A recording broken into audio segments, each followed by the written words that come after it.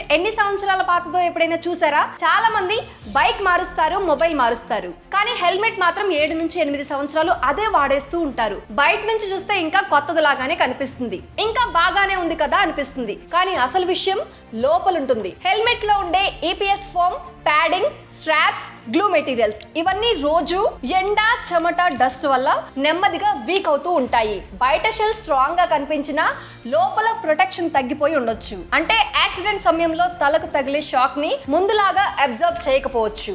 అందుకే చాలా మంది హెల్మెట్ మ్యానుఫ్యాక్చరర్స్ అలాగే స్నెల్ మెమోరియల్ ఫౌండేషన్ లాంటి సేఫ్టీ ఆర్గనైజేషన్స్ సాధారణంగా 5 సంవత్సరాల తర్వాత హెల్మెట్ మార్చాలని సజెస్ట్ చేస్తూ ఉంటాయి. అయితే ఇది ఎగ్జాక్ట్ ఎక్స్పైరీ డేట్ కాదు, యూసేజ్ మీద డిపెండ్ అయి ఉంటుంది. ఇంకొక ముఖ్యమైన విషయం ఏంటంటే హెల్మెట్ ఒక్కసారి గట్టిగా పడిపోయినా, చిన్న యాక్సిడెంట్ జరిగినా కూడా జాగ్రత్తగా ఉండాలి. బయటకు క్రాక్ కనిపించకపోయినా లోపల స్ట్రక్చర్ డ్యామేజ్ అయ్యే అవకాశం ఉండే ఛాన్స్ ఉంటుంది. చాలా మంది బయట ఏం కాలేదు కదా అని మళ్ళీ అదే వాడేస్తూ ఉంటారు, కానీ ఇంపాక్ట్ వచ్చిన తరువాత హెల్మెట్ స్ట్రెంత్ తగ్గి ఉండొచ్చు. మరికొందరు హెల్మెట్ ని బైక్ మిర్రర్ కి వేలాడదీసి ఎండలో పెట్టేస్తారు, ఇంకొందరు పెట్రోల్ ట్యాంక్ మీద పడేస్తూ ఉంటారు. ఇవన్నీ కూడా దాని లైఫ్ స్పాన్ ని తగ్గిస్తాయి. నిజానికి హెల్మెట్ అనేది ఫైన్ తప్పించుకోవడానికి కాదు, ఒక ప్రమాదంలో మన ప్రాణం కాపాడుతుంది. కాబట్టి ఈ రోజు మీ హెల్మెట్ లోపల ఉన్న మ్యానుఫ్యాక్చరింగ్ డేట్ ఒకసారి చెక్ చేయండి. చాలా పాత హెల్మెట్ అయితే మార్చేయండి, ఎందుకంటే యాక్సిడెంట్ సమయంలో మీ తలని కాపాడేది స్టైల్ కాదు, ఒక మంచి హెల్మెట్. కాబట్టి ఇన్ఫర్మేషన్ ని అందరికీ షేర్ చేయండి.